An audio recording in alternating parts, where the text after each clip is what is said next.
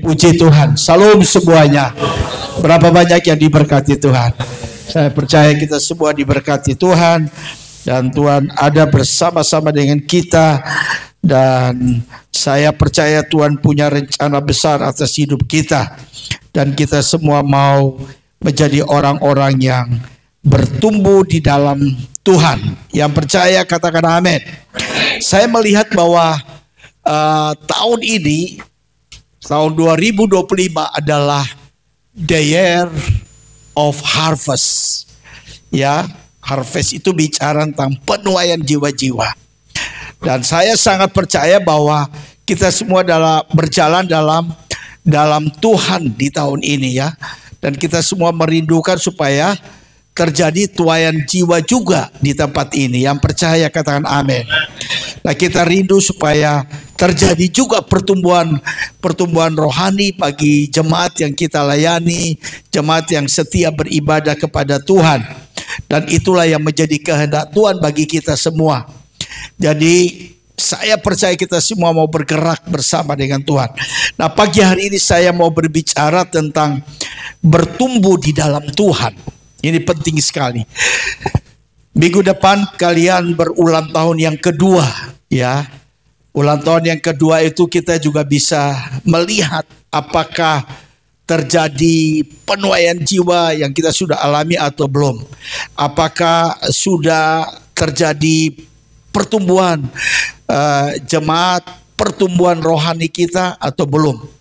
Nah, itu sebabnya kita perlu memahami prinsip-prinsip pertumbuhan di dalam Tuhan. Sebab Tuhan mau kita bergerak maju, bukan bergerak mundur. Ya, dan itu sebabnya kita betul-betul mempersiapkan diri kita dengan baik.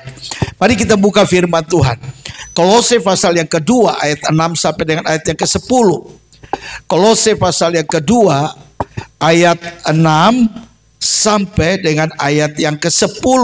Ya, ini mungkin tidak asing ayat ini kita telah pelajari.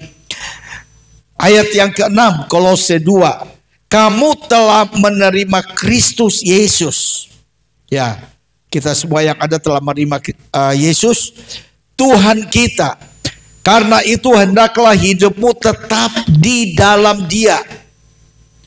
Hendaklah kamu berakar di dalam Dia dan dibangun di atas Dia. Hendaklah kamu bertambah teguh dalam iman yang telah diajarkan kepadamu, dan hendaklah hatimu melimpah dengan syukur. Hati-hatilah supaya jangan ada yang menawan kamu dengan filsafat yang kosong dan palsu menurut ajaran turun-temurun dan roh-roh duniawi, tetapi tidak menurut Kristus. Sebab dalam Dialah berdiam segala secara jasmania seluruh kepenuhan kealahan. Dan kamu telah dipenuhi di dalam Dia. Dialah kepala semua pemerintah dan penguasa.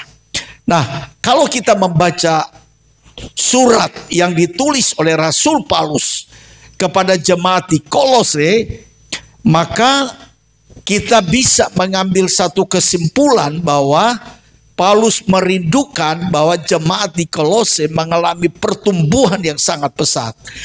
Artinya banyak jiwa-jiwa dapat diselamatkan oleh Tuhan.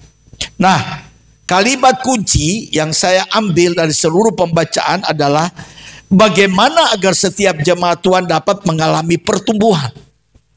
Ya, pertumbuhan di dalam Tuhan, growth in God, pertumbuhan di dalam Tuhan. Dan akhirnya jemaat itu menjadi sempurna. Jemaat itu menjadi dewasa. Nah, untuk bisa menjadi jemaat yang akhirnya berbuah-buah lebat bagi kemuliaan Tuhan, tentunya jemaat itu harus berakar di dalam firman yang kuat. Jemaat itu harus bertumbuh di dalam firman yang kuat. Baru jemaat itu akan menjadi dewasa, tidak bayi secara rohani lagi, tetapi dewasa secara rohani.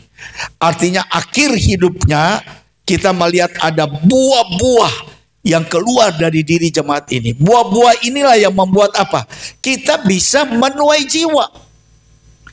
Tanpa pertumbuhan rohani, kita akan sulit membawa jiwa datang kepada Tuhan.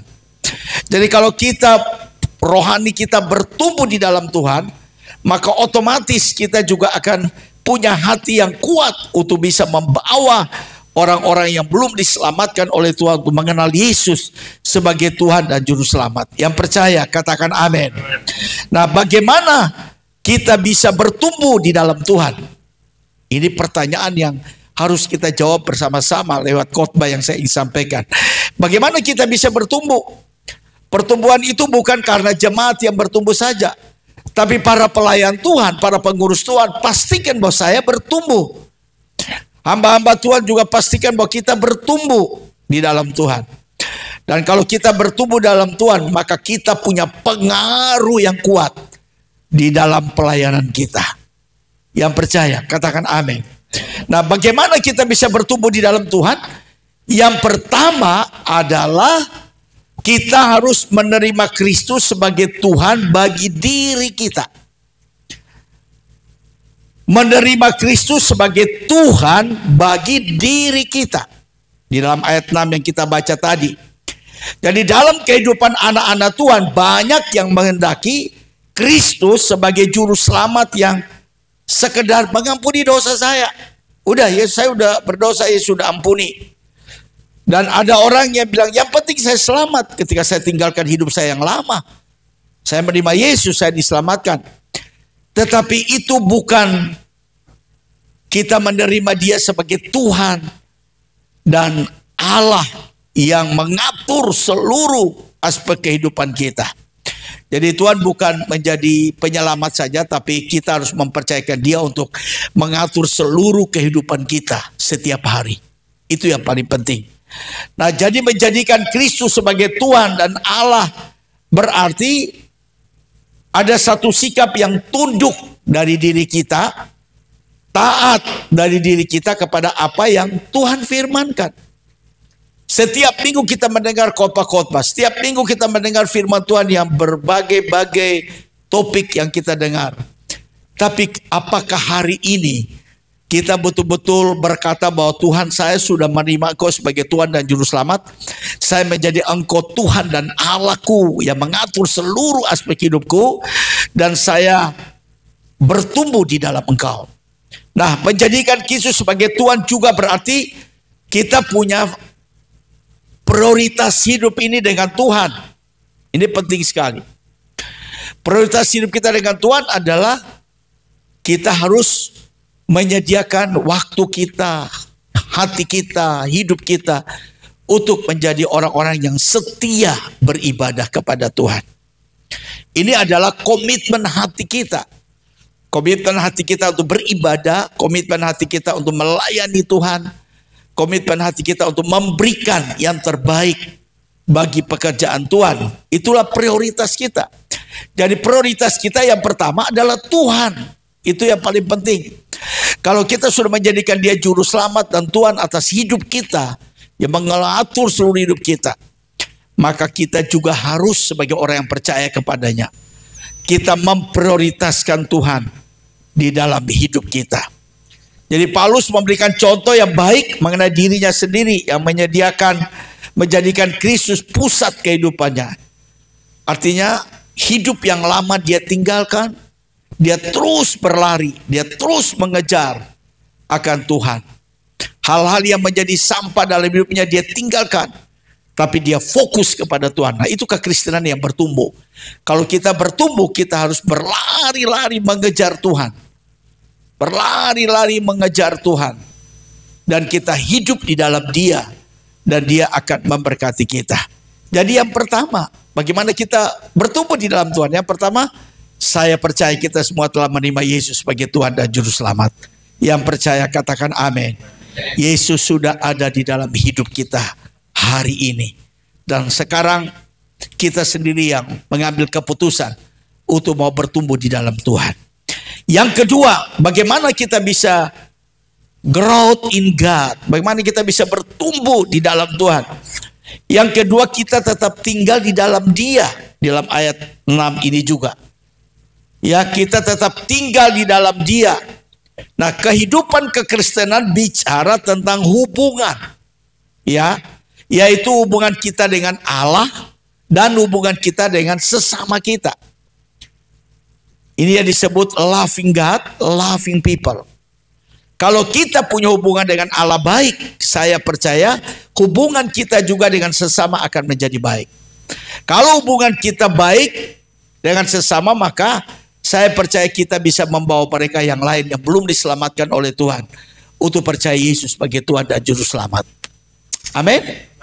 Kalau kita tidak bangun hubungan dengan orang-orang di sekitar kita, bagaimana kita bisa mengkomunikasikan Injil kepada mereka? Tidak mungkin. Kalau kita punya hubungan yang baik, kita bisa bicara Yesus, bicara Injil kerajaan Allah kepada mereka. Nah, firman Tuhan mengajarkan kita untuk tetap di dalam Dia, yang berarti memiliki keintiman atau persekutuan dengan Dia. Nah, orang yang ada di dalam Tuhan, tinggal di dalam Tuhan, berarti kita punya hubungan yang intim dengan Tuhan. Dan keintiman kita dengan Tuhan itu menentukan kedewasaan rohani kita dan kemajuan spiritual kita dengan Tuhan. Jadi pastikan hari ini kita punya hubungan yang baik dengan Tuhan. Hubungan yang intim dengan Tuhan.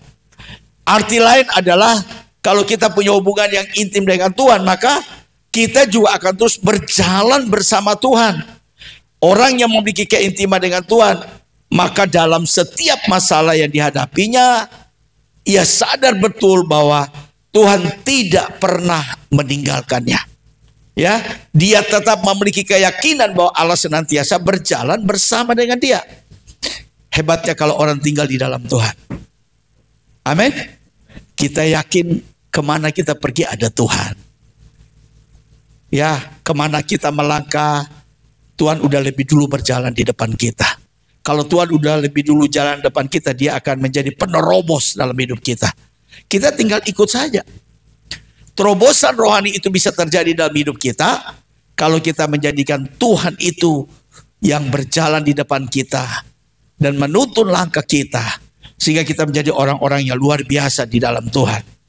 Jadi hasil tinggal di dalam Tuhan adalah kita harus yakin bahwa hari ini saya berakar di dalam Tuhan. Hasil kita tinggal di dalam Tuhan adalah kita harus berkata bahwa saya sedang dibangun di dalam Tuhan.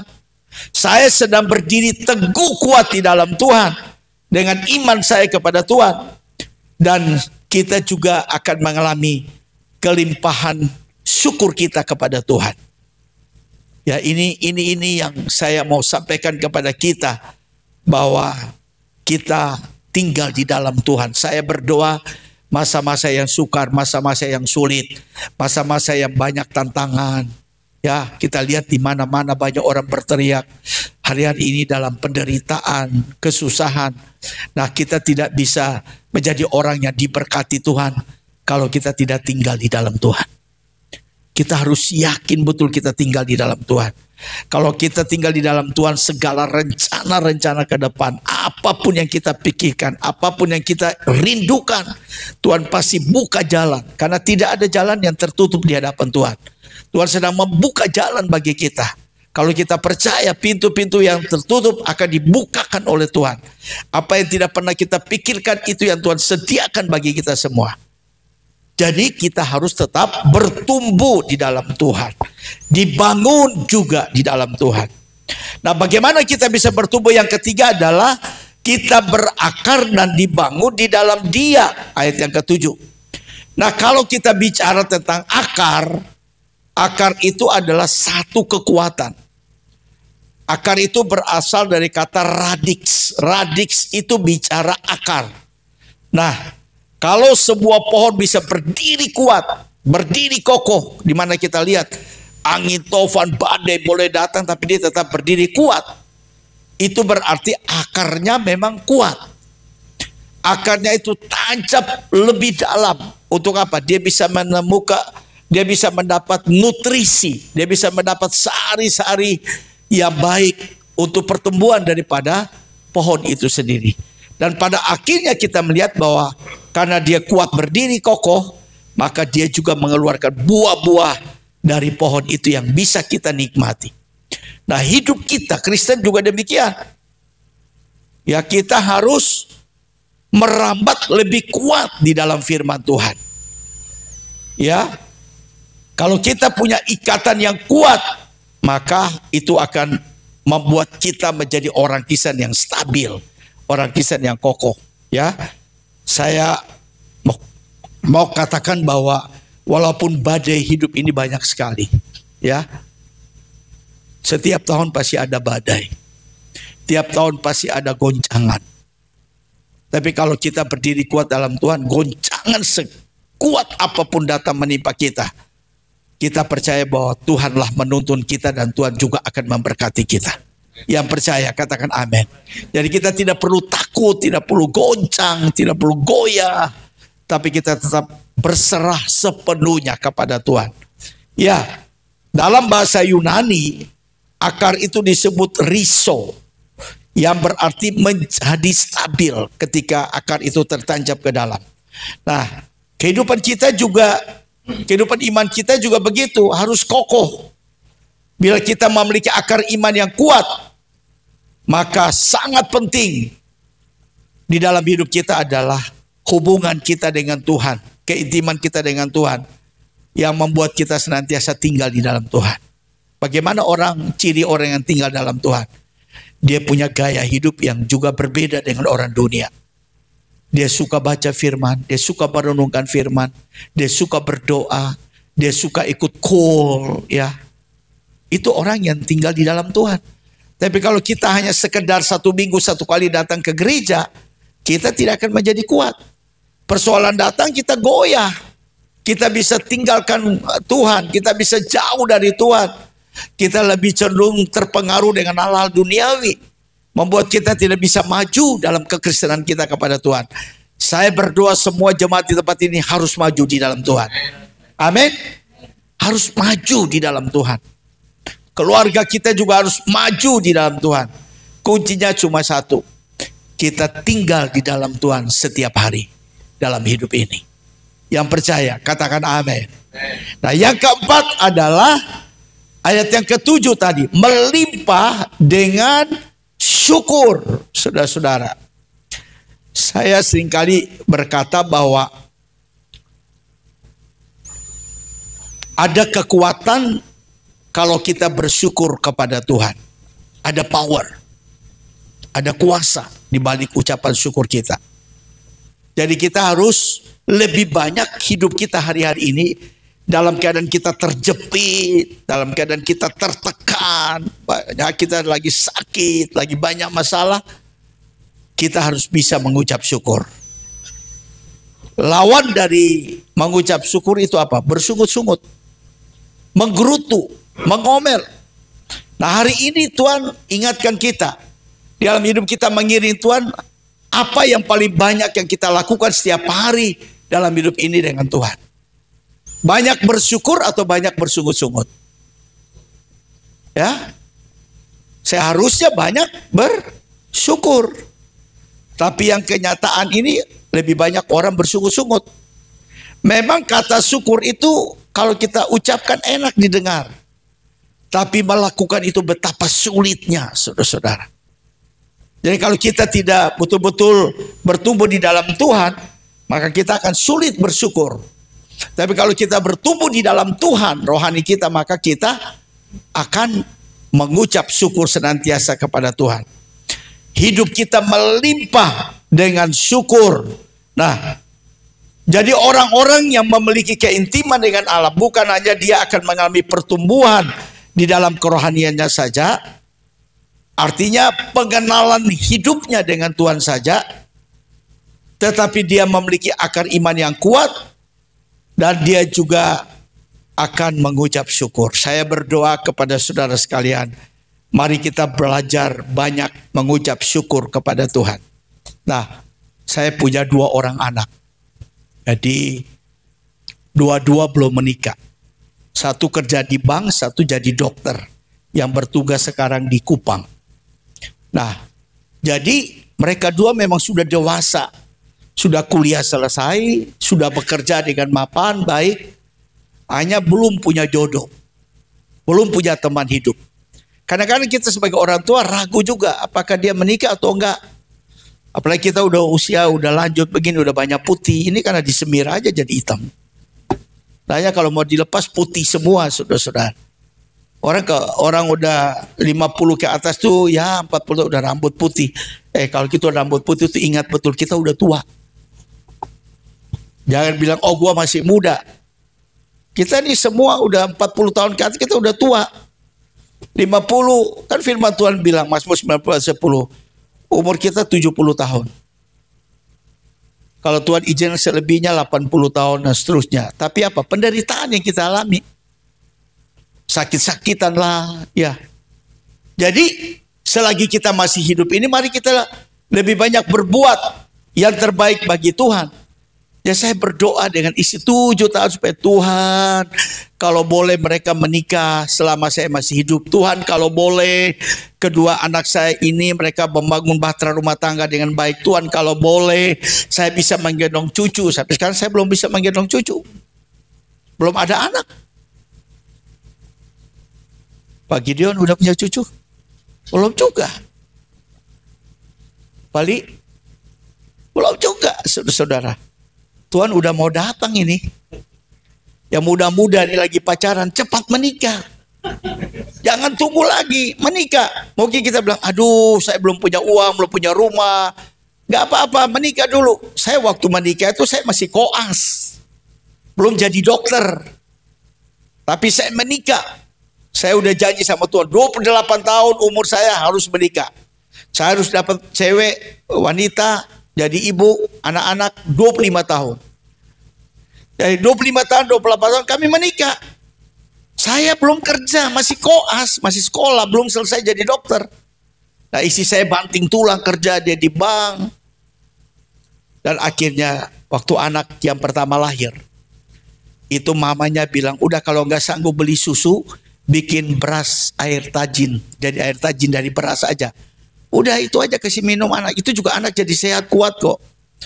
Aduh saya sedih sekali. Bagaimana di zaman begini kasih minum anak bukan susu S26 begitu kah? Yang lebih baik malah dikasih apa air beras, air tajin namanya. Memang khasiatnya juga luar biasa, proteinnya juga bagus. Tapi istri saya bilang tidak, apapun juga kita harus kasih minum anak kita susu. Ya dua bertumbuh dengan baik, besar, pintar lagi. Satu kuliah dokter juga pintar, laki-laki. Yang satu sekolah bank cum laude lagi. Waktu saya wisuda hadir di Bandung itu Unpad. Waktu dipanggil dia harus kuliah 4 tahun. Dia selesaikan 3,5 tahun. Kuliah bukan bahasa Indonesia, kuliah bahasa Inggris. Wah, pintar. Waktu tes pekerjaan juga begitu. Dia diambil untuk bekerja di Maybank di Jakarta. Sampai sekarang dia jadi orang kedua di Maybank pusat. Jadi, wah saya mengucap syukur untuk semua orang yang melayani Tuhan, orang yang takut akan Tuhan. Jadi keluarga yang takut akan Tuhan dengan baik. Anak cucu kita tidak pernah meminta-minta. Mereka pasti juga diberkati Tuhan. Jadi mari kita memberikan yang terbaik bagi Tuhan. Kita patut bersyukur ya. Tahun lalu itu di gereja saya dapat tema The Year of Breakthrough, tahun terobosan. Dan betul-betul terjadi terobosan di jemaat kita Pak Gideon. Terobosan apa? Yang gak punya pacar-pacar semua dapat pacar semua ya bagus-bagus. Saya langsung pemberkatan beberapa pasang saudara-saudara. Termasuk anak saya juga yang perempuan dapat teman yang terbaik, hamba Tuhan lagi. Sekarang tanggal 22 ini anak saya laki yang saya doa, dia kerja di Kupang, dapat teman hidup di Kupang juga. Tanggal 22 Maret ini saya harus ke Kupang dan ada pemberkatan nikah dan resepsi di sana. Kalau Pak Li mau datang boleh juga lah ke Kupang. Pak Gideon juga diundang tuh pasti ke sana dan ibu. Tapi maaf tiketnya mahal. Sekali terbang 2,5 juta. Pulang pergi 5 juta. Ya karena dia punya keluarga, orang tua wanitanya di sana, semua mereka mau di sana. Yang perempuan menikah di Jakarta, dia di sana, gak apa-apa. Jadi itu juga kami doa kepada Tuhan, minta kepada Tuhan. Sampai Tuhan yang buka jalan dan Tuhan yang menemukan pasangan hidup kita, pasangan hidup mereka. Jadi kita hanya bisa berdoa. Jadi kita bisa mengalami kelimpahan syukur yang Tuhan bisa berikan dalam hidup kita. Itu sebabnya hari ini pesan saya bagi kita. Kita patut bersyukur karena Tuhan memberikan kekuatan untuk menghadapi kehidupan yang penuh dengan tantangan dan godaan ini. Amin. Saya mau bilang goncangan bukan hari-hari ini kita lihat ini banyak goncangan ya. banjir bandang, ya peperangan juga ada. Ya kita lihat juga goncangan pesawat bisa jatuh dan orang mati. Tiap hari ini di Indonesia gempa bumi. Coba kita ikut gempa bumi. Untung tidak berskala besar. Gunung api yang meletus, banyak orang kehilangan harta. Ya, ada yang korban jiwa mereka juga. Banyak kejadian yang terjadi bahwa bumi ini udah tua, langit ini udah tua. Waktu kedatangan Yesus juga tidak lama lagi. Nah itu sebabnya kita harus tetap tinggal di dalam Tuhan dan kita harus bertumbuh dan maju di dalam Tuhan. Kita harus waspada, kita harus berjaga-jaga karena waktu Tuhan tidak lama lagi datang. Jadi tantangan boleh ada, kesulitan boleh ada, tapi kita tetap percaya ada tangan Tuhan yang menyertai kita. Ada tangan Tuhan yang siap melawat dan memberkati kita. Ya, kita juga bersyukur karena Tuhan yang memelihara kita serta mempercayakan kita pelayanan yang besar ke depan. Ya, tadi pagi saya sharing dengan Pak Gideon. Pak Gideon dia share sama saya bahwa mereka tidak akan selamanya di hotel ini. Bapak Ibu dengar baik, anak-anak muda yang banyak di sini yang udah kerja. Saya mau beritahukan tidak selamanya kita akan bergereja di hotel. Saya juga pernah di hotel sampai 4-5 tahun. Uang kita habis di hotel, bayar hotel, bayar. Wah, luar biasa. Ya, dan akhirnya saya ambil keputusan. Bagaimana apa yang saya ambil? Satu kali saya jalan keliling-keliling di ruko. Saya beriman, angkat tangan. Tuhan, ruko ini akan jadi milik GB Hope. Ruko ini akan jadi milik GB Hope. Tiap pagi saya jalan doa pagi dengan isi kita angkat tangan. Kita berdoa sama Tuhan. Dan akhirnya tidak ada uang. Waktu dikasih 10 juta saja. Gak ada uang. Kau bergerak. Jemaat saya itu sampai hari ini 90% itu dari Sumatera Utara. Yang tinggal di sekitar itu, sekitar Pulau Gebang, yang tinggal sekitar Cakung, belakang Cakung itu. Jemaatnya orang Medan semua, saudara-saudara. Mereka yang kerja di daerah Cakung itu. Dan jemaat saya minim-minim, saudara-saudara. Bagaimana bisa beli ruko yang waktu itu baru dibangun, rukonya harga berapa? Hampir 500 juta. 2 lantai. Ya, uang ada 10 juta. Saya beranikan diri datang kepada ownernya, pemiliknya. Saya bilang, Bapak ini ruko ini banyak sekali. Boleh nggak kita bisa dapat satu untuk tempat ibadah? Kan saya sewa. Tiap tahun saya udah sewa sampai 5 tahun. 1 tahun itu 40 juta. 40 juta. Wih, saya itu udah 200 juta. Coba kalau saya ambil bagaimana? Nah, saya mulai datang ke dia, Pak, tolong bisa nggak? Saya hanya ada uang 10 juta. Tapi saya mau pakai ibadah ini, gereja ini kami mau bangun supaya gereja ini bisa tetap. Saudara, akhirnya apa? Dia bilang, udah nggak apa-apa. Saya tanda tangan. Memang perlu keberanian dan iman juga. Saya langsung tanda tangan, Pak, saya kasih 10 juta. Kemudian total itu hampir 500 juta lebih. Saya bilang, saya cicil. Ya saya cicil, ada uang saya cicil. Sekarang udah jadi milik semua. Kegiatan sekolah minggu, kegiatan pemuda, semua bisa berjalan dengan baik. Doa semalam suntuk juga bisa ada di situ. Kita mau teriak-teriak, mau nangis juga milik kita sendiri. Jadi Tuhan buka jalan. Ya, kalau ada Bapak Gembala punya visi misi yang baik untuk saudara-saudara sekalian nanti satu saat punya ruko tempat ibadah yang bagus, mari kita semua support, kita dukung. Sehingga akan tergenapi jemaat di tempat ini punya ruko atau tempat ibadah sendiri. Yang percaya katakan amin. Mulai kita berdoa dan beriman kepada Tuhan. Kalau kita diberkati Tuhan, investasikan anak-anak muda yang bekerja, bapak-bapak yang bekerja, investasikan sisi. Ini untuk rumah Tuhan. Investasi yang terbaik adalah investasi untuk kerajaan sorga. Itu kekal. Kita akan terima upah besar di sorga. Kalau kita membangun rumah kita, kita bikin yang bagus. Bagaimana kita bisa membangun rumah Tuhan yang lebih baik dari rumah kita? Nah itu yang perlu kita punya pemahaman yang sama. Dan saya percaya kalau kita semua bertumbuh dengan ibadah yang satu, Komsel bisa ada di sana, pemuridan, kelas pemuridan juga bisa berjalan. Sekarang ini semua kan terbatas. Mau doa, mau pakai ruangan yang kecil juga bayar. Namanya memang hotel, bisnis. Semua yang bisnis ditentukan oleh uang. Nah kalau kita terus tiap tahun, tapi saya bersyukur gereja ini diberkati Tuhan. Yang percaya katakan amin. Gereja ini diberkati Tuhan. Amin. Udah 2 tahun di sini. Minggu depan ibadah ulang tahun yang kedua. Mulai mimpi dan berdoa. Share kepada semua jemaat. Ya, kalau perlu tahun ini juga sudah ada tempat ibadah, Pak. Bukan kontrak lagi. Ini kontrak udah cukup 2 tahun. Bertindak dengan iman kita harus beli apapun terjadi. Uang yang ada itu tinggal bayar. Tinggal Pali datang ngomong, wah semua bank sekarang lagi kasih kredit. Gak apa-apa, kredit juga gak apa-apa. Jangan malu-malu, jangan takut. Ambil tanda tangan. Apalagi lewat yayasan. Tiap bulan kita bayar. Tidak akan pernah kekurangan. Tuhan pasti sediakan semua. Ini rumah Tuhan masalahnya. Yang percaya katakan amin. Jadi kita harus bersyukur bahwa sampai hari ini Tuhan memelihara. Kita masih beribadah di tempat ini juga. Tangan Tuhan memelihara kita. Mencukupkan semua. Tapi nanti ke depan kalian lebih enak. Ya, kalau udah tempat sini semua enak. Mimpilah sesuatu yang besar. Berjalan dalam kasih karunia Tuhan. Tuhan pasti memberkati kita. Kita senang bersyukur karena mengucap syukur adalah kehendak Allah dalam hidup kita. Orang-orang yang percaya. Gereja Tuhan harus perbanyak ucapan syukur. Untuk kita bisa mengalami banyak pertolongan Tuhan.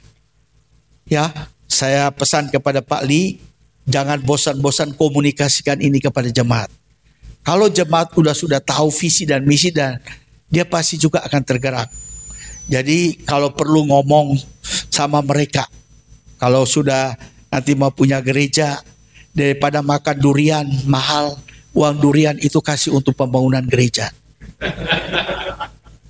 Ya orang lagi makan musangking. Musangking itu saya makan di Malaysia itu 1 kilo itu 1 juta lebih. Kemarin saya diajak pendeta satu bilang, kita makan durian di toko Total di Sumarekon. Dia ambil 1 buah buka itu, ternyata kita bayar berapa? 680.000 rupiah. Bayangkan aja. Coba itu kita sisihkan untuk rumah Tuhan.